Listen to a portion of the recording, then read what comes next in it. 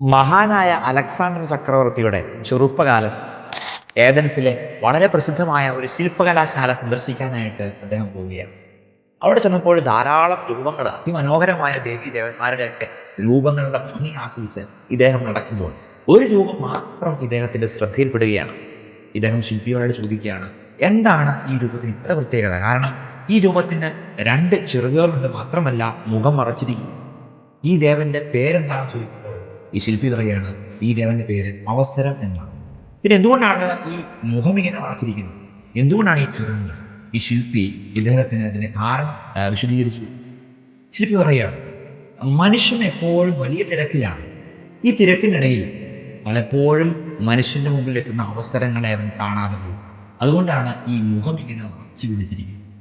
പക്ഷെ ഈ നഷ്ടപ്പെട്ടു പോയ അവസരങ്ങൾ അത് പിന്നീട് ഒരിക്കലും അവന്റെ ജീവിതത്തിലേക്ക് കടന്നു വരും. അതുകൊണ്ടാണ് ഈ ചെറുകൾ സൂചിപ്പിക്കാറാണ് അവസരങ്ങൾ പിന്നീട് പിന്നീട് 2025 ഏറ്റവും ടോപ്പിൽ നിൽക്കുമ്പോൾ ഒന്ന് പുറകോട്ട് തിരിഞ്ഞ് നോക്കിക്കേ. നഷ്ടപ്പെടുത്തിയ എത്രയോ സമയങ്ങൾ, അവസരങ്ങൾ ചേർത്ത് പിടിച്ചിരുന്നെങ്കിൽ ഇന്നും കൂടെ ഉണ്ടാകുമായിരുന്നു പല ബന്ധങ്ങളും സൗഹൃദങ്ങളും.